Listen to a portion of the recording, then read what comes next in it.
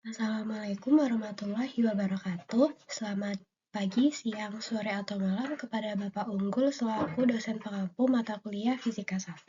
Pada kesempatan kali ini saya akan menjelaskan tugas fisika yang diberikan, yaitu presentasi mengenai pembahasan soal-soal yang sudah dikerjakan. Dan saya, Aulia Tiara Nafisa, kelas Fisika A, NIM 2550903001111004. Untuk soal nomor 1, yaitu membahas mengenai dinamika, rotasi, dan mekanika klasik. Sebelum saya membacakan soal dan juga jawabannya sudah saya kerjakan, saya izin menjelaskan terlebih dahulu terkait teori yang terdapat di nomor 1 ini. Yang pertama yaitu teori tentang center of mass atau pusat massa. Pusat massa adalah titik tunggal tempat keseluruhan massa sistem dianggap terkonsentrasi atau terfokus. Jika sistem terdiri dari sejumlah massa titik pada koordinat XL dan juga YL, maka koordinat pusat massanya adalah X cm dan juga Y cm. Dihitung dengan menggunakan persamaan berikut. Delta MLXL per delta MI sama dengan itu untuk mencari X, kemudian ada untuk mencari Y sama, namun hanya dibedakan dari X dan Y-nya. Terus yang kedua itu membahas terkait materi momen inersia. Momen inersia adalah ukuran kelembaban suatu benda terhadap gerak rotasinya. Momen inersia itu momen inersia suatu sistem massa titik yang berotasi terhadap sumbu tertentu didefinisikan sebagai jumlah dari hasil kali massa setiap partikel dengan kuadrat jaraknya dari sumbu rotasi. Untuk rumusnya adalah berikut ini, I sama dengan delta M kurung R L kuadrat. Baik, kemudian soal nomor 1 yaitu suatu sistem berupa 3 buah massa yang saling terhubung dengan batang yang kaku tidak bermassa ditunjukkan seperti pada gambar di samping ini. Kemudian tentukan koordinat pusat massa dari sistem dan juga momen inersia sistem terhadap sebuah sumbu X. Jadi untuk momen inersia sistem terhadap sumbu X itu berarti jarak menuju sumbu X-nya, berarti antara C ke B seperti itu, bukan jarak dari X, bukan panjang dari sumbu X-nya itu sendiri, tetapi jarak dari bendanya menuju sumbu X-nya, seperti dari benda C menuju benda B, yaitu jaraknya 6 cm. Langsung saja jawabannya. Selanjutnya langsung saja untuk yang A, mencari pusat massa dari sumbu X dan juga sumbu Y, masing-masing sumbu. Yang pertama, sumbu X itu masukkan rumus yang sudah dijelaskan pada slide sebelumnya, yaitu M dikali jarak ditambah M dikali jarak ditambah M kali jarak dari masing-masing bendanya. Terus dibagi total dari keseluruhan massa benda. Lalu masukkan 100 dikali 0 ditambah 100 dikali 8 ditambah 200 dikali 8 dibagi total masanya yaitu 400. Lalu didapatkan hasilnya 2400 dibagi 400 sama dengan 6 cm. Lalu untuk sumbu Y dengan rumus yang sama disubstitusi angkanya, kemudian disesuaikan dengan posisi sumbu X dan juga sumbu Y dari masing-masing bendanya. Lalu disubstitusi dan menghasilkan 1200 dibagi 400 sama dengan 3 cm. Jadi, pusat massa pada konsep nomor 1 ini adalah 6,3. Lalu untuk yang pertanyaan B yaitu momen inersia terhadap sumbu X seperti penjelasan saya sebelumnya. Untuk terhadap sumbu X itu berarti jarak dari benda itu menuju sumbu X-nya, bukan jarak dari panjang sumbu X-nya. Langsung saja masukkan rumus momen inersia yaitu delta M I dikali R I kuadrat. M ini artinya massa keseluruhan atau total dari massa dikali dengan jaraknya. Jarak benda tersebut menuju sumbu X. Untuk yang massa benda A yaitu 100 dikali 0. Kenapa dia 0? Karena benda A ini berada di koordinat pusat 0,0 koordinatnya. Jadi dia jaraknya meskipun menuju sumbu X atau menuju sumbu Y, dia akan tetap 0. Kemudian benda 2 yaitu jaraknya tetap 0 karena posisi benda B itu sejajar dengan sumbu X, yang artinya tidak ada jarak untuk menuju ke sumbu X-nya itu sendiri. Kemudian untuk yang benda C jaraknya 6 cm karena benda C itu berada seperti ini. Ini benda C, kemudian ini garis, dan juga ini sumbu X-nya. Maka yang dicari itu ini. Ini adalah jarak dari benda C itu ke sumbu X, yaitu 6 cm. Jadi maksud saya bukan panjang dari sumbu X itu sendiri, artinya bukan panjang dari sumbu X-nya ini, tetapi panjang dari benda menuju ke sumbu X-nya. Lalu sudah diketahui, kemudian dimasukkan di substitusi angkanya yang sudah diketahui pada soal, dan didapatkan hasilnya 0 ditambah 0 ditambah 7.200. Maka momen inersianya adalah 7.200 gram cm kuadrat. Atau apabila ingin dijadikan satuan internasional, maka menjadi 0,00072 kg meter kuadrat. Selanjutnya, soal nomor 2, saya akan membahas teorinya terlebih dahulu, yaitu tentang dinamika rotasi dan gerak menggelinding. Sama seperti nomor 1, masih membahas mengenai momen inersia. Jadi, momen inersia ialah ukuran kelembaman suatu benda terhadap gerak rotasinya. Untuk sesuai soal nomor 2, benda yang ingin dicari momen inersianya adalah berupa silinder pejal yang berotasi pada sumbu melalui pusatnya, maka momen inersianya adalah I sama dengan setengah mr kuadrat, dengan M adalah massa dan R itu adalah jari-jarinya. Kemudian jari-jari dari silinder pejal. Kemudian untuk benda-benda lain yang memiliki bentuk berbeda, maka akan memiliki momen inersia yang juga beda. Jadi momen inersianya tergantung bagaimana bentuk dari benda tersebut. Kemudian pada soal nomor 2 membahas mengenai hukum 2 Newton, rotasi. Terutama benda berotasi karena benda yang diambil pada nomor 2 ini adalah silinder pejal, maka ia mampu berotasi dan digunakanlah hukum Newton 2. Hukum Newton 2 ini berlaku jika sebuah benda tegar mengalami rotasi akibat torsi, percepatan sudut, yang dihasilkan berbanding lurus dengan torsi dan berbanding terbalik dengan momen inersianya. Rumusnya adalah torsi sama dengan inersia dikali dengan percepatan sudut. Kemudian untuk teorinya juga terdapat hukum 2 Newton benda yang translasi atau bergerak ke samping berlaku jika benda bergerak ke samping atau translasi dengan percepatan linear yang berbanding lurus dengan gayanya dan berbanding terbalik dengan massanya. Untuk rumusnya seperti hukum Newton pada umumnya, yaitu delta F sama dengan massa dikali dengan percepatan. Kemudian juga membahas mengenai hubungan antara gerak rotasi dan translasi terjadi ketika sebuah tali tak bermassa dan tak melar menghubungkan benda translasi dengan katrol yang berotasi. Percepatan linear benda akan sama dengan percepatan tangensial dari katrol. Rumusnya adalah percepatan sama dengan R dikali dengan percepatan sudut. Lalu untuk soal nomor 2, yaitu sebuah kotak bermassa M1 terhubung dengan sebuah katrol berupa silinder pejal yang mudah berputar melalui tali tak bermassa seperti pada gambar berikut. Massa dilepaskan dari atas bidang miring licin dengan sudut kemiringan yaitu 30 derajat terhadap arah horizontalnya.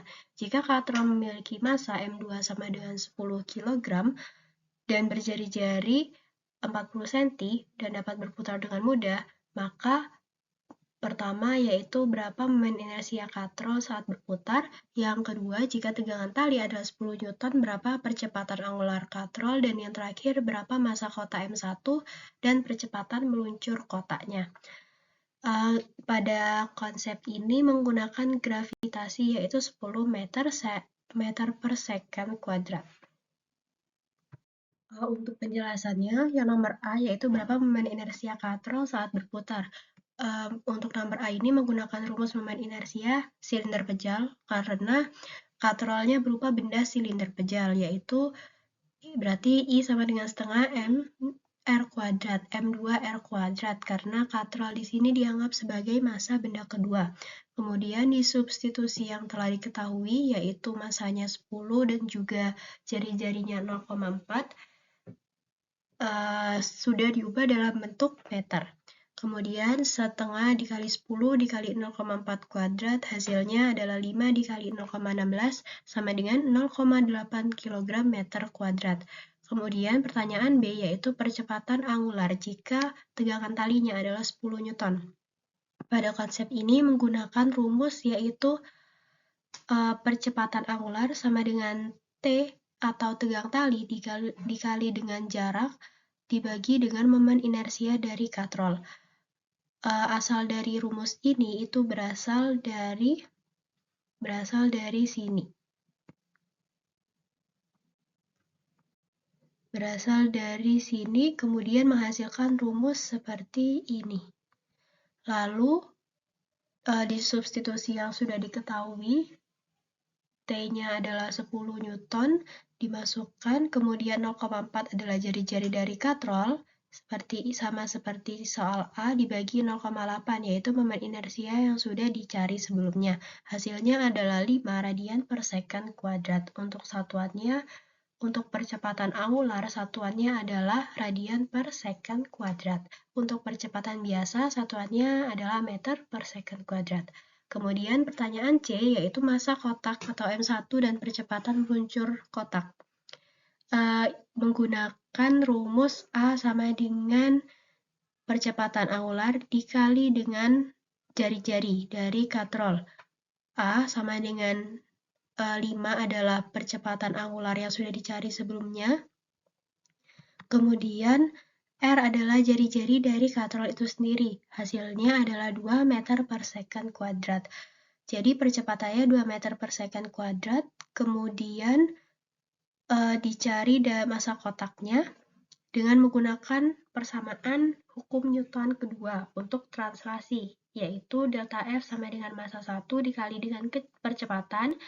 Kemudian dijabarkan lagi untuk delta F itu M1 dikali G atau berat atau massa 1 atau berat dari benda 1 dikurangi dengan T, tegang talinya, sama dengan massa 1 dikali dengan percepatan.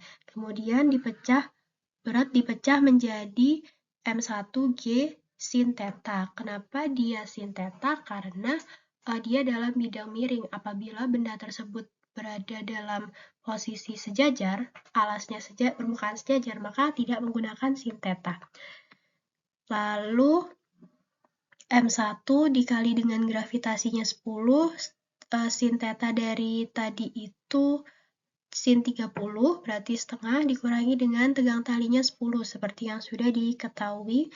Kemudian massa 1 dikali dengan A, percepatannya 2. Lalu didapatkan 5 M1 dikurangi 2 M1, ini dipindah ruas, M1-nya dijadikan satu ruas, kemudian sama dengan 10 dipindah ke samping, dan didapatkan 3 M1 sama dengan 10, M1-nya 10 dibagi 3, hasilnya 3,333 kilogram. Selanjutnya soal nomor 3, yaitu mengenai hukum kekekalan energi mekanik pada dinamika rotasi. Untuk teorinya, yaitu ketika sebuah benda menggelinding tanpa selip menuruni bidang miring dari ketinggian tertentu, energi mekanik dari sistem tersebut dianggap kekal. Dengan rumusnya adalah energi potensial awal sama dengan energi kinetik translasi akhir ditambah energi kinetik rotasi akhir, atau sama dengan MGH sama dengan setengah MV kuadrat adalah rumus dari energi kinetik translasi, dan juga setengah inersia omega kuadrat adalah momen dari rumus dari energi kinetik rotasi. Dengan omega sama dengan V per R dan juga I sama dengan K MR kuadrat. K adalah konstanta dari suatu benda tegar. Jadi K ini tergantung bendanya seperti apa. Contohnya tadi di soal sebelumnya yaitu silinder pejal, maka K-nya adalah setengah. Kemudian disubstitusi ke persamaan dan didapatkan V sama dengan akar 2GH dibagi dengan 1 plus K. Untuk pertanyaan soal nomor 3, yaitu hitung berapa persen perbedaan kecepatan dari bola pejal dan bola berongga dengan jari-jari dan massa yang sama jika dikelilingkan pada suatu bidang miring dengan ketinggian yang sama. Menggunakan konsep rumus yang sebelumnya, maka digunakan kecepatan bola pejal dicari dengan akar 2GH dibagi dengan 1 ditambah K. Dengan K adalah konstantanya. Konstanta dari benda tegar itu, kemudian disama dengankan bola berongganya. Lalu kecepatan bola berongga adalah, maka akan didapatkan rumus akar 2GH dibagi 1 plus 2/3 sama dengan untuk didapatkan bola berongganya akar 6GH per 5. Untuk bola pejal akar 10GH per 7.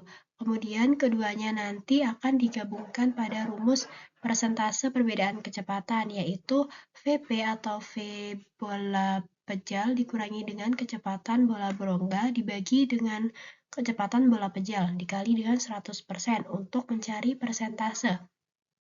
Maka 1 dikurangi akar 21 per 5 dikali dengan 100%, hasilnya adalah sebagai berikut. Kemudian untuk nomor 4 itu membahas mengenai momen inersia benda tegar dengan sumbu putar yang berbeda. Lebih tepatnya yaitu teorema sumbu sejajar. Nah, teorema sumbu sejajar ini digunakan untuk menghitung momen inersia benda tegar terhadap sumbu baru jika sudah diketahui momen inersia terhadap sumbu melalui pusat massanya atau disebut sebagai I cm. Untuk rumusnya yaitu I atau inersia sama dengan I cm ditambah massa dikali dengan D kuadrat. D adalah jaraknya. Lalu untuk nomor 4 yaitu hitung momen inersia suatu cakram bermassa M dengan jari-jari yang A diputar pada poros tengah seperti roda dan B menggelinding. Untuk diputar pada poros tengah, ia menggunakan rumus I sama dengan I cm sama dengan setengah mr kuadrat. Kenapa setengah? Karena cakram itu dianggap sebagai silinder pejal dengan konstanta silinder pejal pada konsep momen inersia benda tegar itu dia adalah setengah. Maka momen inersianya adalah setengah mr kuadrat. Kemudian pada kondisi menggelinding, ia akan menggunakan rumus seperti rumus yang sebelumnya ini, maka I sama dengan I cm ditambah MD kuadrat sama dengan setengah MR kuadrat ditambah massanya dikali dengan D kuadrat, hasilnya setengah ditambah 1, MR kuadratnya itu, kemudian maka didapatkan hasil seperti ini. Untuk soal nomor 5 membahas mengenai dinamika translasi dan rotasi dengan hukum Newton 2 serta gaya gesek kinetik. Hukum Newton 2 translasi seperti pada nomor sebelumnya itu melibatkan benda yang bergerak lurus dengan total gaya yang bekerja sejajar dengan arah percepatannya dengan rumus yaitu delta F sama dengan massa dikali dengan percepatan. Kemudian hukum Newton 2 rotasi berlaku untuk katrol atau benda yang berotasi karena adanya torsi, percepatan sudut, dan juga momen inersia. Dari ketiga hubungan tersebut didapatkan rumus yaitu delta torsi sama dengan I inersia dikali dengan percepatan sudutnya. Hubungan rotasi dan translasi dari hukum Newton 2 ini didapatkan A sama dengan R dikali dengan percepatan sudut. Kemudian terdapat gaya gesek kinetik apabila benda tersebut permukaannya kasar. Terjadi ketika bidang miring memiliki koefisien gaya gesek dan muncul gaya gesek kinetik ketika massa satu bergerak. Rumusnya adalah F, K atau gaya gesek kinetik sama dengan mu dikali dengan N. Mu adalah konstanta koefisien gaya gesek dan N adalah gaya normal yang bekerja pada benda tersebut. Lalu untuk soal nomor 5, dua buah benda dengan massa 1 dan massa 2 dihubungkan tali dan diletakkan pada bidang miring seperti ilustrasi di samping, mempunyai koefisien gesek mu, artinya dia permukaannya kasar, kemudian analisis atau rumuskan persamaan geraknya. Selesaikan persamaan gerak dari sistem di bawah ini untuk menemukan percepatan dari massa benda satu. Sebelum itu, ilustrasinya dianalisis terlebih dahulu benda gaya yang terdapat pada kondisi masing-masing benda, mulai dari massa 1, yaitu dia memiliki gaya berat ke bawah W1 dan juga memiliki arah geraknya yaitu ke bawah ke kanan yang melawan dari gaya geseknya yaitu ke kiri atau ke arah searah dengan arah gerak tegang tali 1. Kemudian terdapat gaya normal yang berarah ke atas atau tegak lurus dengan permukaan. Kemudian ada gaya cos alfa, itu merupakan proyeksi vektor apabila benda itu terdapat di permukaan yang miring. Kemudian untuk benda 2 itu terdapat gaya berat ke bawah W2 dan juga tegang tali ke atas T2 dan gaya normal sama seperti massa sebelum benda 1, yaitu mengarah ke atas atau tegak lurus dengan permukaan bendanya. Karena M2 ini menggantung, maka benda dianggap berada pada permukaan yang lurus. Kemudian ada theta yang merupakan sudut miring dari permukaan itu sendiri. Lalu untuk jawabannya, untuk massa 1, setelah menganalisis gaya yang terdapat pada benda miring tersebut, dapatkan massa 1 itu N atau gaya normal dikurangi W1 cos alfa. W1 cos alfa adalah berat dari benda 1 sama dengan 0.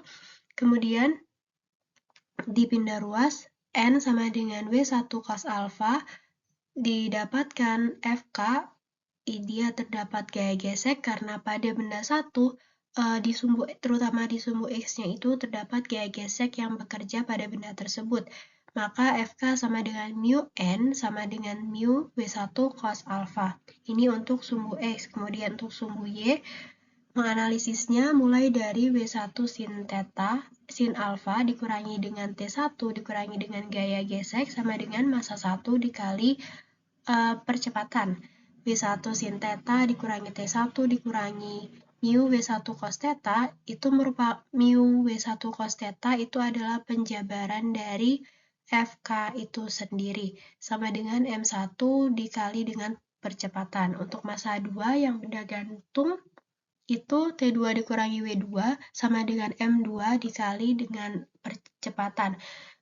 Untuk massa benda 2 ini hanya ada satu sumbu karena ia bergerak ke atas dan ke bawah atau hanya pada sumbu Y. Untuk benda 1, dia ada sumbu X dan sumbu Y karena dia bergerak miring, yang artinya bisa diproyeksikan menuju sumbu X dan juga menuju sumbu Y.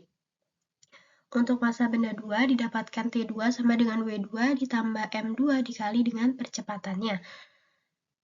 Kemudian katrol silinder itu menggunakan rumus torsi sama dengan inersia dikali dengan percepatan sudut sama dengan inersia dari silinder pejal seperti pada soal-soal sebelumnya, yaitu setengah mr kuadrat dikali dengan percepatan sudut. Kemudian percepatan sudut itu dapat dijabarkan menjadi percepatan dibagi dengan jari-jari. Kemudian bisa dicoret antara R milik inersia dan juga milik percepatan sudut. Kemudian didapatkan R T1 dikurangi T2 sama dengan setengah MRA. R-nya bisa dicoret dan hasil akhirnya adalah T1 dikurangi T2 sama dengan setengah massa dikali percepatan. Kemudian T1 sama dengan T2 ditambah setengah MA, itu merupakan perpindahan ruas dari ini, T1 dikurangi T2 sama dengan setengah MA, kemudian T1 sama dengan T2-nya substitusi dari massa 2 benda gantung yang sudah didapatkan persamaan yang sudah didapatkan, kemudian disubstitusi ke T2 ini, didapatkan W2 ditambah M2A ditambah setengah massa kali percepatan. Kemudian disederhanakan persamaannya, maka T1 sama dengan W2 ditambah A dikali M2 ditambah setengah dikali massa. Kemudian dari persamaan yang sudah didapatkan sebelumnya, diubah dalam bentuk percepatan karena yang ingin dicari adalah percepatan, maka W1 sin theta dikurangi A, M2 ditambah setengah M ditambah W2 dikurangi mu W1 cos theta M1 A. Nah, ini itu berasal dari persamaan pertama yang didapatkan dari massa benda pertama. Kemudian diubah dipindah-pindah ruasnya dan didapatkan A sama dengan G M1 sin theta dikurangi M2 dikurangi mu M1 cos theta bagi dengan M1 ditambah M2 ditambah setengah massa. Untuk massa kapital ini adalah massa dari katral atau silinder pejalnya. Selanjutnya, nomor 6 membahas mengenai dinamika partikel koordinat polar dan hukum kekekalan momentum sudut gerak sentral. Pertama, membahas mengenai hukum Newton 2 dalam koordinat polar dengan percepatan massa di atas meja memiliki dua komponen, yaitu AR sama dengan R dikurangi R theta kuadrat, dan juga A theta sama dengan R theta ditambah 2 R theta. Kemudian juga terdapat hukum kekekalan momentum sudut dengan meja licin tanpa gesekan serta gaya tegang tali selalu radial atau melalui pusat rotasi. Torsi pada massa benda adalah 0. Kemudian rumusnya adalah mr kuadrat theta sama dengan L sama dengan konstan atau tetap. Yang ketiga membahas mengenai hubungan posisi antara panjang total tali atau L adalah konstan. Jika R adalah posisi horizontal M dan Z adalah posisi vertikal M, maka perubahan posisi vertikal M terkait dengan perubahan posisi radial M dirumuskan sebagai berikut. Soal nomor 6, sebuah benda bermassa M bebas meluncur di atas meja tanpa gesekan dan terhubung melalui string atau tali yang melewati sebuah lubang di meja. Massa M yang menggantung di bawah. Asumsikan bergerak M bahwa dalam garis vertikal saja dan menganggap bahwa tali selalu tetap kencang. Yang ditanya adalah tentukan persamaan gerak untuk variabel R dan theta seperti pada gambar di bawah ini. Untuk jawabannya, komponen angular theta sama dengan delta F theta sama dengan massa dikali percepatan theta. Kemudian delta F theta-nya adalah 0 sama dengan massa dikali dengan M.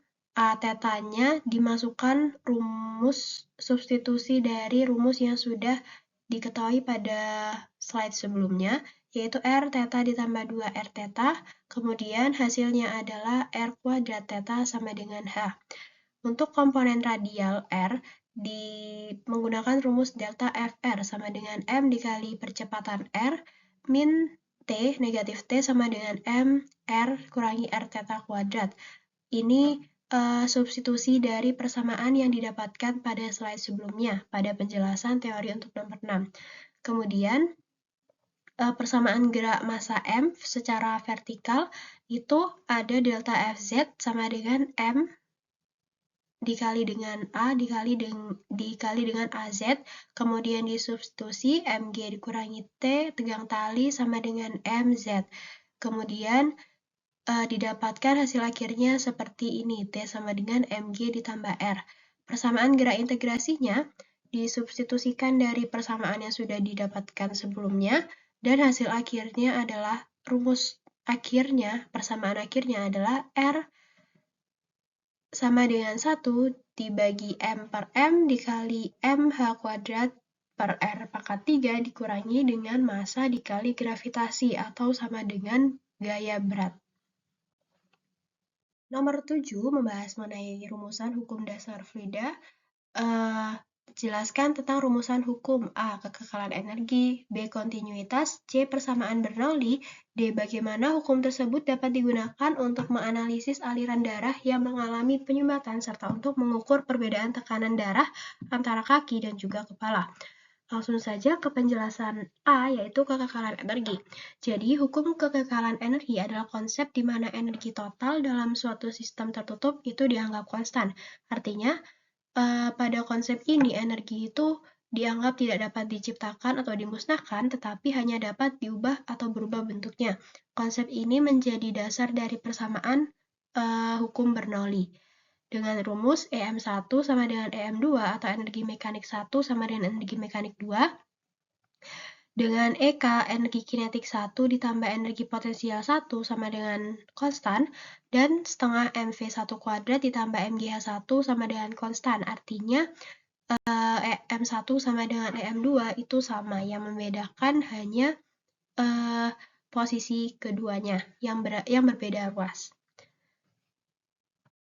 Lalu yang B, pengertian dari kontinuitas atau hukum kekekalan massa menyatakan bahwa aliran fluida yang densitasnya tidak berubah dan mengalir secara konstan dalam saluran tertutup memiliki laju volume aliran atau Q yang konstan. Kemudian, apabila luas penampang atau A-nya itu mengecil, kecepatan aliran V harus meningkat. Hal tersebut dikarenakan agar laju volume alirannya itu tetap berjalan konstan. Untuk rumus atau persamaannya ada Q sama dengan A1V1 sama dengan konstan, atau A1V1 sama dengan A2V2. Lalu yang C, persamaan Bernoulli. Persamaan Bernoulli adalah jenis spesifik atau penerapan dari hukum kekekalan energi pada nomor A sebelumnya yang diterapkan pada aliran fluida ideal sepanjang garis arus. Persamaan ini menyatakan bahwa jumlah dari tekanan, energi kinetik persatuan volume, dan energi potensial persatuan volume adalah konstan di setiap titik sepanjang garis arusnya. Untuk rumusnya ada P1 ditambah setengah rho atau massa jenis dikali dengan kecepatan 1 kuadrat ditambah rho massa jenis G gravitasi H ketinggian 1 sama dengan konstan. Artinya juga berlaku pada P2 dan seterusnya. Kemudian untuk poin D, hukum kontinuitas berlaku pada konsep aliran darah yang mengalami penyumbatan. Luas penampang pada pembuluh darah itu dianggap diposisikan tuh mengecil, dan kecepatan aliran darah harus meningkat secara drastis di bagian yang menyempit, sama seperti konsep teori sebelumnya. Hal tersebut dikarenakan agar debit yang dihasilkan itu tetap konstan. Hukum Bernoulli juga berlaku pada konsep aliran darah, penyumbatan aliran darah ini, di mana kecepatan meningkat di area penyempitan, maka energi kinetiknya juga akan meningkat. Nah, untuk menjaga jumlah energi itu tetap konstan, P atau tekanan darah di titik penyumbatan itu harus menurun, sehingga penurunan P ini bisa menyebabkan dinding pembuluh darah yang lemah semakin tertarik ke dalam dan memperburuk area penyumbatan. Perbedaan tekanan, kemudian ada perbedaan tekanan antara kaki dan juga kepala. Nah, ini didasari dengan konsep teori hidrostatik atau rho GH, yaitu suku energi potensial dalam persamaan Bernoulli. Dengan mengabaikan perbedaan kecepatan dan menerapkan persamaan Bernoulli antara kaki dan juga tekanan di kaki dan juga kepala, itu didapatkan rumus tekanan di kaki ditambah rho GH di kaki sama dengan tekanan di kepala ditambah rho GH di kepala. Kemudian P kaki ditambah 0, tekanan di kaki ditambah 0 sama dengan tekanan di kepala ditambah rho GH ketinggian, maka hasilnya adalah delta P itu atau perubahan itu P kaki dikurangi P kepala sama dengan rho GH. Jadi tekanan darah di kaki itu akan lebih tinggi daripada tekanan darah yang ada di kepala akibat adanya komponen rho GH ini. Nomor 8 membahas mengenai aplikasi dari persamaan Bernoulli dan juga hukum kontinuitas. Pertanyaannya adalah jelaskan cara menentukan kecepatan aliran suatu zat dengan A. Tabung vektori dan B. Pivot tutup atau tabung pivot. Yang A, tabung Venturi. Sebelumnya tabung Venturi itu adalah alat yang digunakan untuk mengukur aliran volume atau debit kecepatan aliran fluida di dalam pipa tertutup dengan konsep kontinuitas dan juga Bernoulli. Prinsip kerja dari tabung Venturi itu ketika fluida bergerak dari bagian yang lebar atau anggap saja A1 ke bagian yang sempit, A2 kecepatannya itu harus meningkat atau V2 harus lebih besar daripada V1 seperti pada teori sebelumnya karena untuk menjaga debit itu tetap konstan. Kemudian peningkatan kecepatan pada bagian sempit akan menyebabkan tekanannya turun. Jadi P2 akan lebih kecil daripada P1 atau tekanan pada bagian sempit itu akan lebih kecil daripada tekanan di bagian yang lebar. Dengan konsep di atas, itu dihasilkan persamaan seperti ini dengan asumsi bahwa H1 itu sama dengan H2 atau ketinggiannya sama. Didapatkan P1 ditambah setengah rho V1 kuadrat sama dengan P2 ditambah setengah rho V2 kuadrat sama dengan dipindah ruas sama dengan P1 dikurangi P2 setengah rho dijadikan 1 menjadi V1 kuadrat dikurangi V2 kuadrat. Dan hasil akhirnya V2 sama dengan V1, A1 atau luas penampang 1 dibagi dengan A2 luas penampang 2. Kemudian hasil akhirnya itu V1 sama dengan akar 2 delta P dibagi dengan rho A1A per A2 kuadrat dikurangi dengan 1. Lalu untuk pada konsep tabung pitot, itu rumusnya terdapat rumus sendiri atau persamaan sendiri. Sebelumnya, tabung pitot itu adalah alat yang digunakan untuk mengukur kecepatan aliran zat. Biasanya zat berupa cair dan juga gas dengan mengukur perbedaan antara tekanan total dan tekanan statik pada aliran tersebut.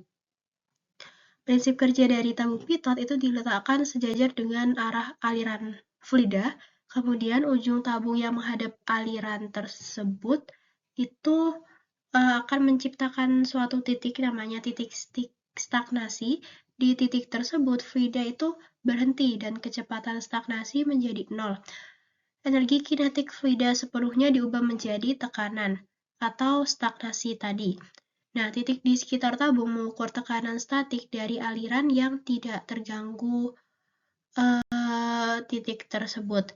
Rumus kecepatannya itu dirumuskan sebagai berikut, V1 sama dengan akar 2 delta P dibagi dengan massa jenis. Nomor 9 membahas mengenai gerak harmonik sederhana pada konsep pegas dan juga bandul.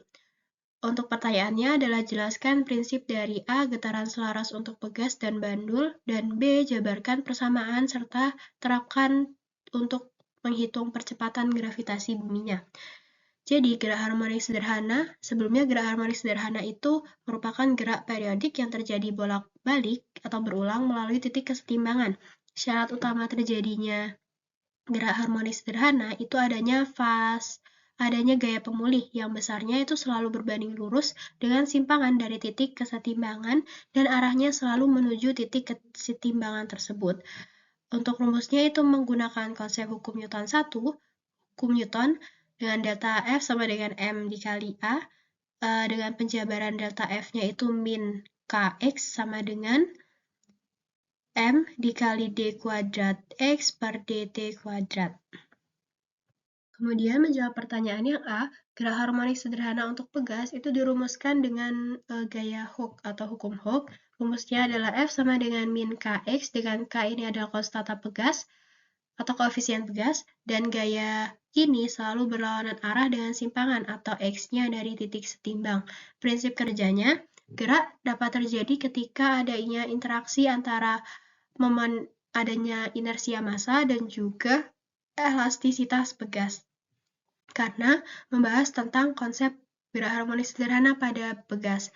Nah, untuk bandul sederhana itu memiliki komponen gaya berat yang tangensial terhadap lintasan. Rumusnya itu adalah F sama dengan min mg sin theta. Prinsip kerja untuk bandul sederhana ini terjadi dapat bergerak ketika ada interaksi antara inersia massa dan juga gaya gravitasi. Nah, bandul ini dianggap sebagai gerak harmonik sederhana hanya ketika simpangan sudutnya itu sangat kecil atau kurang dari 10 derajat. Untuk penjabaran persamaan rumusnya, untuk pegas dan bandul itu persamaan selalu menghasilkan bentuk umum frekuensi sudut atau omega dan juga periode T. Nah, untuk rumus atau persamaannya pada sistem pegas itu menggunakan rumus omega sama dengan akar dari K per M, dengan K itu adalah konstanta pegas. Kemudian untuk T, untuk rumus persamaan T itu sama dengan 2pi dibagi dengan omega, sama dengan 2pi omega disubstitusi dari persamaan ini, kemudian disubstitusi ke sini. Ini disubstitusi ke sini dan menghasilkan 2pi sama dengan akar M per K. Untuk sistem bandul itu sama rumusnya untuk omega, hanya beda di gravitasi dan juga L-nya, karena pada sistem bandul itu terdapat panjang dari tali itu sendiri, atau L. Kemudian omega sama dengan akar G per L. Nah, untuk rumus T-nya sama seperti sebelumnya, yaitu 2pi per omega, dengan omega disubstitusi dari sini, disubstitusi ke sini, dan menghasilkan 2pi sama dengan akar L per G. Lalu penerapan perhitungan percepatan gravitasi itu menjadi G sama dengan 4pi kuadrat L per T kuadrat. Nah, persamaan ini itu didapat dengan substitusi persamaan sistem bandul dan mengisolasi G ini, mengisolasi G dengan cara dikuadratkan agar didapatkan persamaan seperti berikut.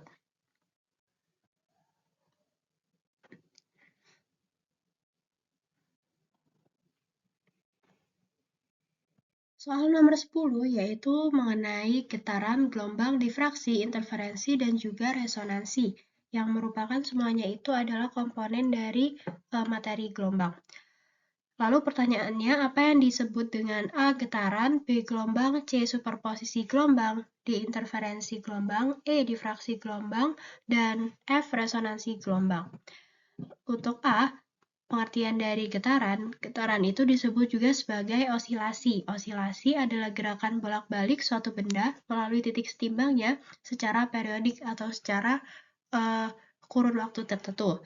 Nah, getaran ini dapat terjadi karena adanya gaya pemulih yang berusaha mengembalikan benda ke posisi setimbangnya atau posisi awalnya. Contohnya, ada gerak harmonik sederhana bandul dan juga pegas yang sudah dibahas pada nomor sebelumnya. Untuk ilustrasinya seperti ini, bandul sederhana, dan untuk rumus persamaannya itu ada T atau periode sama dengan 1 per frekuensi. Untuk Y, T sama dengan A sin kurung omega T ditambah dengan menggunakan huruf ini. Lalu yang B adalah pengertian gelombang. Gelombang adalah rambatan energi atau getaran tadi yang bergerak dari satu tempat ke tempat lain tanpa disertai perpindahan medium secara permanen. Gelombang dapat memerlukan medium, contohnya itu seperti gelombang mekanik, dan tidak memerlukan medium seperti gelombang elektromagnetik. Nah, gelombang itu juga dibagi menjadi dua, ada gelombang transversal, di mana dia tegak lurus, dan juga longitudinal, sejajar antara untuk transversal itu tegak lurus terhadap arah gelombang atau jalur rambatnya, dan longitudinal itu sejajar dengan arah rambatnya. Untuk ilustrasinya seperti ini. Kemudian rumusnya itu ada V sama dengan lambda dikali dengan F. Lambda adalah panjang gelombang dan V adalah kecepatan. F adalah frekuensi sama dengan omega per K, konstanta. Dan ada juga rumus YXT sama dengan A sin KX dikurangi omega T. Selanjutnya C, superposisi gelombang, adalah konsep ketika dua gelombang atau lebih, atau bisa lebih, itu berada pada lokasi, pada tempat yang sama, dalam medium yang sama juga, dan dalam waktu yang bersamaan. Simpangan total medium pada titik tersebut adalah jumlah aljabar atau vektor dari simpangan individu yang disebabkan oleh setiap gelombang tadi. Untuk ilustrasinya ada seperti ini. Ini ada dua gelombang atau lebih dan dia dimulai dari lokasi yang sama dan berada di medium yang sama dan waktu yang bersamaan juga. Lalu untuk persamaan atau rumusnya itu ada Y1 sama dengan A sin KX dikurangi omega T, terus ada Y2 A sin KX dikurangi omega T ditambah dengan tanda ini, dan Y total itu sama dengan Y1 ditambah Y2 ditambah Y3 dan seterusnya, atau sampai soal yang diketahui. Interferensi gelombang. Interferensi gelombang adalah hasil dari superposisi pada poin C tadi, antara dua gelombang yang koheren. Koheren artinya memiliki frekuensi dan fase yang konstan. Nah, interferensi ini menentukan amplitudo gelombang resultan. Terdapat dua jenis interferensi, yaitu konstruktif yang saling menguatkan, dua gelombang saling menguatkan, dan destruktif atau dua gelombang itu saling melemahkan atau pelemahan. Ilustrasinya seperti berikut. Dan perumusannya itu ada A resultan kuadrat sama dengan A1 kuadrat ditambah A2 kuadrat ditambah 2A1 A2 cos theta. Ini mirip dengan rumus resultan pada vektor karena yang ditanya adalah resultannya. Atau bisa juga A resultan sama dengan akar dari A1 kuadrat ditambah A2 kuadrat ditambah 2A1 ditambah 2A1 A2 cos theta. Difraksi gelombang. Difraksi gelombang itu salah satu komponen gelombang atau peristiwa yang terjadi pada materi gelombang. Jadi difraksi itu adalah penyebaran dan pembelokan gelombang ketika melewati celah sempit atau mengelilingi tepi suatu penghalang. Setiap titik pada muka gelombang dianggap sebagai sumber gelombang sekunder baru. Nah, ketika gelombang melewati celahnya, gelombang sekunder yang dihasilkan akan menyebar ke berbagai arah atau ke segala arah. Ilustrasinya adalah sebagai berikut, dan perumusannya D sin theta sama dengan N dikali lambda atau panjang gelombang. Lalu ada resonansi gelombang, merupakan salah satu peristiwa ketika sistem itu bergetar dengan amplitudo yang maksimum atau sangat tinggi sehingga dihasilkan suara yang melengking atau sangat tinggi pula. Nah, frekuensi osilasi atau getaran yang dihasilkan akan sesuai dengan frekuensi alami suatu objek pada konsep resonansi ini. Contohnya ketika gelas pecah akibat nada suara seseorang yang terlalu tinggi atau peningkatan amplitudo gelombang berdiri dalam pipa organa dengan frekuensi tertentu. Ilustrasinya resonansi pada senar atau dawai itu sebagai berikut. Dan untuk perumusannya itu ada Fn sama dengan N dikali F per 2L. Dengan L adalah panjang dari tali ataupun gelombang itu sendiri. Nomor 11 yaitu membahas mengenai efek Doppler, rumus dan juga contoh soalnya. Pertama, jelaskan tentang efek Doppler serta bagaimana asal mula rumusannya. Yang nomor B itu ada contoh soal yaitu kereta api mengeluarkan bunyi dengan frekuensi 340 Hz dan hitung perbedaan frekuensi yang diterima antara penumpang kereta api dan sopir mobil yang bergerak saling mendekati dengan membentuk sudut 45 derajat dengan relnya. V kereta adalah 100 km per jam dan V mobilnya adalah 120 km per jam. Lalu yang C itu ada sebuah mobil bergerak dengan kecepatan 100 km per jam membunyikan klakson frekuensi 612 Hz. Nah, bunyi menumbuk tebing dan terpantul kembali menuju ke sopir mobil tersebut. Lalu hitung besar frekuensi yang diterima sopir mobil tersebut. Untuk poin A, jadi efek Doppler adalah perubahan frekuensi gelombang yang diterima oleh pengamat ketika sumber gelombang atau pengamat bergerak relatif mendekat satu sama lain. Baik itu mendekat atau menjauh ataupun kondisi lainnya. Rumusan efek Doppler itu dibagi menjadi 3 kasus yang berbeda. Pertama ada yang sumber bergerak, sumber diam, pendengar pengamat bergerak, pengamat diam, dan juga frekuensi diterima. Nah, pada konsep sumber diam, itu panjang gelombang adalah lambda sama dengan V per Fs, atau frekuensi. Dengan V adalah cepat lambat gelombang, dan Fs itu frekuensi sumber bunyi tersebut dihasilkan. Nah, apabila sumbernya bergerak, maka jarak antara dua muka gelombang yang berurutan menjadi lebih pendek jika sumber mendekati pengamatnya. Maka rumusnya adalah lambda aksen sama dengan V dikurangi Vs, dengan Vs adalah kecepatan sumbernya dibagi dengan frekuensi sumbernya. Lalu apabila kondisi frekuensi diterima, maka pengamat itu diam dan cepat lambat gelombang diukur tetap V, tetap dalam kondisi V. Dengan Vp atau VFP, frekuensi pengamat sama dengan frekuensi sumber dikali dengan V biasa dibagi dengan V dikurangi V sumbernya. Nah, secara umum, rumus efek Doppler dari ketiga kondisi tadi akhirnya dijadikan satu atau digabung menjadi satu, bahwa efek Doppler itu memiliki persamaan frekuensi pengamat sama dengan frekuensi sumber dikali dengan V plus minus kecepatan pengamat dibagi dengan kecepatan plus minus kecepatan dari sumbernya. Lalu untuk soal B, yaitu contoh soal, diketahui itu ada frekuensi sumbernya.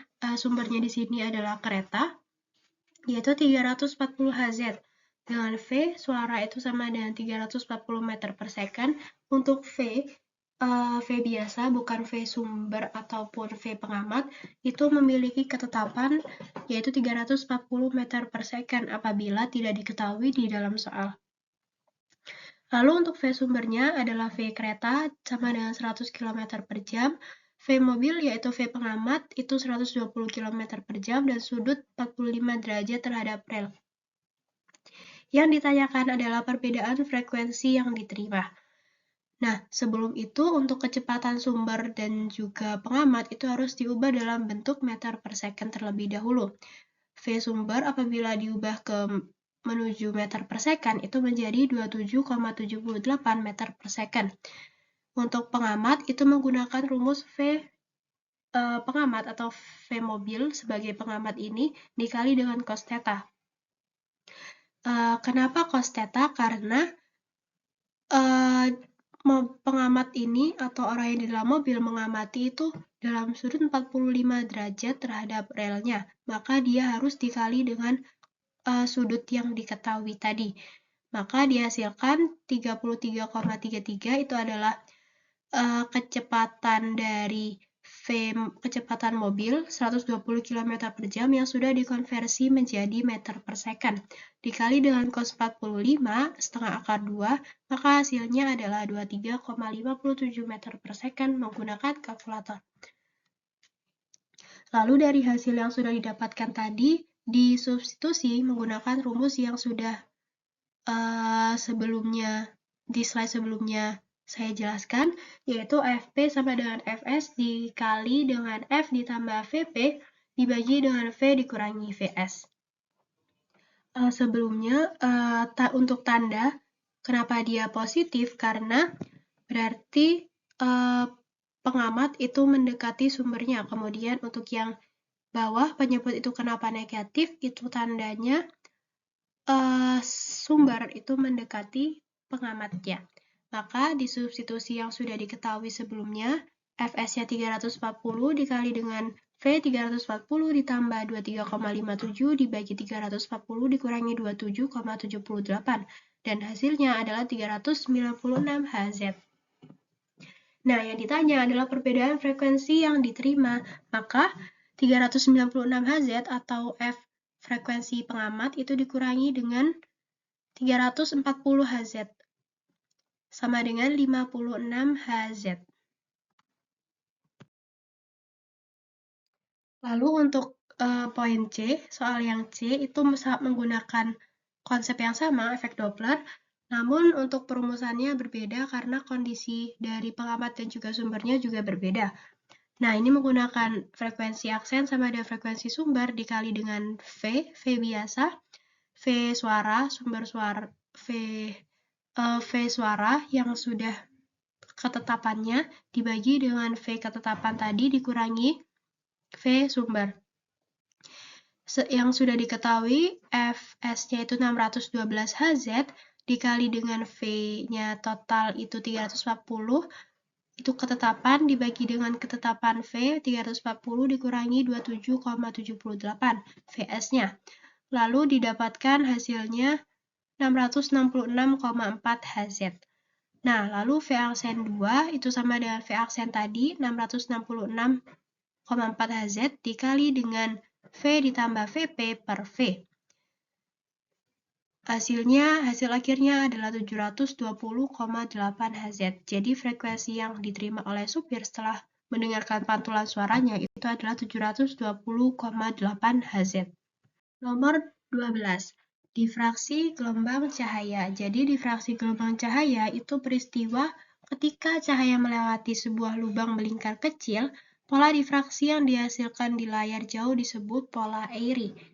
Pola tersebut terdiri dari disk terang pusat yang dikelilingi oleh cincin gelap dan juga terang yang konsentris. Nah, posisi cincin gelap tadi, atau bagian yang gelap tadi dirumuskan sebagai sin theta sama dengan massa dikali lambda per D. Lambda adalah panjang gelombang dan D itu adalah difraksi. Untuk soalnya, sebuah lubang kecil berdiameter 10 mikrometer disinari dengan cahaya laser merah dengan lambda sama dengan 6300 AO dan didapat pola difraksi berbentuk cincin pada dinding yang berjarak 2 meter dari lubang kecil tersebut. Pertanyaannya adalah hitunglah besar jari-jari pola difraksi orde 2 pada dinding tersebut. Menggunakan rumus R sama dengan M lambda L per D. Nah, ini adalah pengembangan rumus dari sini karena terdapat difraksi orde 2. Difraksi orde 2 ini artinya L-nya. Lalu R2 sama dengan 2,23, M-nya dikali dengan 6,3 dikali dengan 10 pangkat minus 7. Karena dia dalam bentuk mikrometer, maka diubah terlebih dahulu dalam bentuk meter dan menghasilkan 6,3 kali 10 pangkat min 7. Mohon maaf, untuk lambda itu 6300 AO. Lalu dikali 2, L-nya 2 dibagi dengan 10 pangkat minus 5 yang merupakan diameter ini. Lalu hasil akhirnya adalah R2 sama dengan 2,23 dikali 0,126 sama dengan 0,28 meter. Nomor 13 yaitu efek Doppler. Pada pemeriksaan ultrasonografi Doppler, suatu gelombang suara dipancarkan dengan frekuensi F0 ke arah aliran darahnya. Darah bertindak sebagai reflektor bergerak atau reflektor yang bergerak, dan frekuensi yang dipantulkan atau FR akan bergeser, dan terjadi delta F sesuai dengan kecepatan aliran darahnya yang diketahui pada kasus tertentu. Ini adalah teori mengenai efek Doppler pada ultrasonografi, pada pemeriksaan ultrasonografi, dan untuk persamaan rumusnya itu ada delta F sama dengan FR dikurangi F0 sama dengan 2F0 cos theta dibagi dengan C. Lalu soalnya pada pemeriksaan pembuluh darah pada dua posisi dengan menggunakan prinsip efek Doppler sudut 45 derajat didapat pergeseran atau delta F frekuensi Doppler sama dengan 3 delta F1. Nah, apa yang terjadi pada pembuluh darah pada posisi 2 dan berapa besar perubahannya? Pada soal ini menggunakan rumus delta F2 sama dengan 3 delta F1 seperti yang diketahui pada soal sebelumnya, maka 3 delta F1 dibagi delta F1 sama dengan V2 per V1. Lalu delta F1 dapat dicoret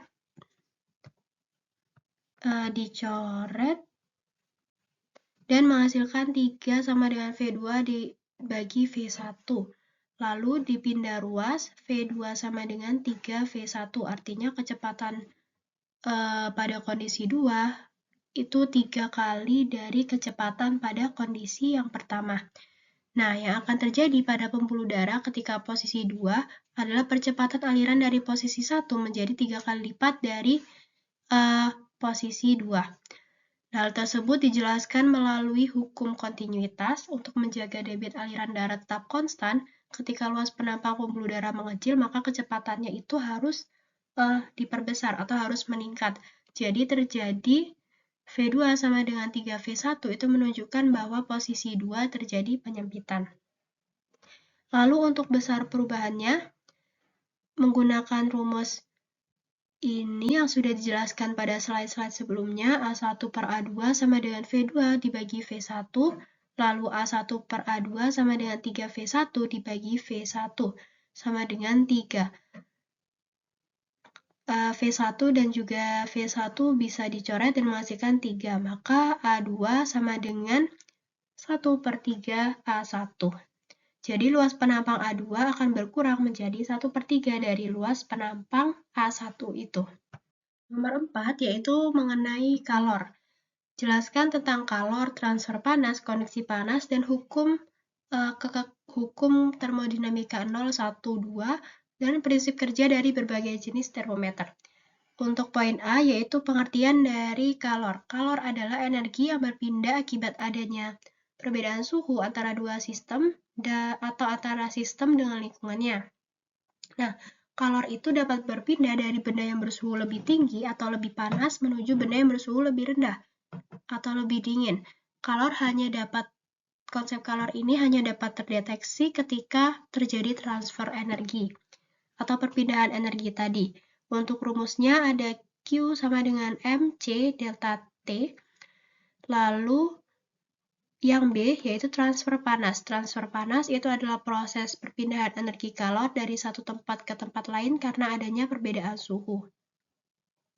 Pada umumnya terdapat 3 jenis transfer panas, yaitu ada konduksi, konveksi, dan juga radiasi. Konduksi itu interaksi langsung tanpa perpindahan massa pada zat padat, contohnya konveksi itu biasanya melalui zat cair atau gas pada air mendidih, dan radiasi itu melalui gelombang elektromagnetik. Contohnya terdapat pada api unggun dan juga panas matahari. Selanjutnya, poin C yaitu pengertian mengenai konduksi panas. Konduksi panas itu salah satu jenis transfer panas yang sebelumnya, yang sudah dijelaskan pada slide sebelumnya, merupakan cara perpindahan panas melalui interaksi langsung antara partikel di dalam suatu zat, tanpa disertai perpindahan massa dari zat tersebut. Energi ditransfer melalui vibrasi atom yang berdekatan. Nah, laju perpindahan jenis ini diatur menggunakan hukum Fourier. Fourier. Nah, rumusnya adalah P sama dengan dQ per dt sama dengan K, A itu adalah luas penampang, delta T per L itu adalah panjang, A itu luas penampang. Lalu, untuk ilustrasinya, jenis-jenis dari transfer kalor itu ada konveksi, ada konduksi, dan juga ada radiasi. Lalu poin D itu ada hukum termodinamika. Hukum termodinamika itu ada 3. Yang pertama, hukum termodinamika 0. Yang ke-0 itu mendefinisikan konsep suhu dan kesetimbangan termal. Artinya kedua suhu itu keduanya memiliki suhu yang sama. Nah, selanjutnya jika dua sistem berada dalam kesetimbangan termal dengan sistem ketiga, ini masih konsep termodinamika yang ke-0. Jadi pada konsep ini, jika dua sistem berada dalam kesetimbangan termal dengan sistem ketiga, keduanya berada dalam kesetimbangan termal satu sama lain. Nah, kesetimbangan termal ini artinya tidak ada lagi transfer energi bersih antara sistem yang bersentuhan. Lalu terdapat hukum termodinamika ke-1, menjabarkan aplikasi dari hukum kekekalan energi pada proses termal. Lalu perubahan energi internal suatu sistem tertutup sama dengan kalor yang ditambahkan ke sistem, dikurangi usaha yang dilakukan oleh sistem pada lingkungannya. Konsep termodinamika pertama ini menjelaskan bahwa energi tidak dapat diciptakan ataupun dimusnahkan, tetapi dapat diubah menjadi bentuk lainnya. kalor yang ditambahkan ke sistem itu diubah menjadi energi internal atau usaha yang dilakukan oleh sistem. Untuk perumusannya itu adalah delta Q sama dengan Q dikurangi dengan W. W adalah usaha, Q adalah kalor. Lalu hukum termodinamika kedua itu menetapkan arah proses termal dan konsep entropi. Ilustrasinya sebagai berikut, jadi ada pengaruh dari lingkungan luar dan juga mempengaruhi lingkungan luarnya. Nah, rumusan pada konsep hukum termodinamika kedua itu ada beberapa rumusan. Yang pertama, rumusan Kelvin-Planck menyatakan bahwa tidak mungkin membuat mesin kalor yang dapat mengubah semua kalor yang diserap menjadi usaha. Artinya selalu ada kalor yang dibuang. Kemudian ada rumus Clausius itu menyatakan kalor mengalir secara spontan hanya dari benda panas ke benda dingin dan tidak dapat mengalir spontan dari sebaliknya, yaitu dari dingin dan juga ke panas. Lalu ada entropi. Entropi ini menyatakan dalam sistem setiap proses alami yang terisolasi, entropi total alam semesta itu akan selalu meningkat dan menghasilkan delta S total itu lebih dari 0. Lalu untuk poin E itu ada berbagai prinsip kerja dari termometer. Nah, jenis termometer itu ada banyak, salah beberapa itu ada termometer cairan dalam kaca. Nah, prinsip kerja termometer ini itu menggunakan fenomena pemuaian termal. Jadi ketika suhu meningkat, cairan yang ada di dalam termometer, baik itu alkohol, itu memuai lebih cepat daripada wadah kacanya itu sendiri. Nah, hal tersebut itu menyebabkan kolom cairan yang biasanya berwarna merah itu naik melalui kapiler. Ketinggian kolom cairan tersebut itu berbanding lurus dengan suhunya. Artinya semakin tinggi cairan merah yang ada di dalam termometer yang biasanya kita lihat untuk mengukur suhu atau panas seseorang itu ketika warna merahnya semakin tinggi maka menandakan suhunya juga semakin panas atau semakin tinggi. Lalu termometer yang kedua itu ada bimetal, menggunakan prinsip pemuaian termal diferensial. Dilakukan dengan dua logam yang direkatkan. Karena koefisien muai panjang kedua logam itu bisa saja berbeda, perubahan suhu menyebabkan strip melengkung dan menggerakkan jarum penunjuk suhunya. Lalu ada termometer hambatan listrik menggunakan konsep berdasarkan fakta bahwa hambatan listrik logam itu berubah secara proporsional terhadap suhunya. Nah, suhu itu diukur dengan mengukur perubahan resistansi menggunakan rangkaian listrik. Nomor terakhir yaitu membahas mengenai konduksi panas seri. Terdapat dua jenis teori pada konsep konduksi panas seri ini. Yang pertama ada hukum Fourier atau laju konduksi yang dirumuskan pada rumus berikut seperti yang sudah dijelaskan juga pada slide sebelumnya.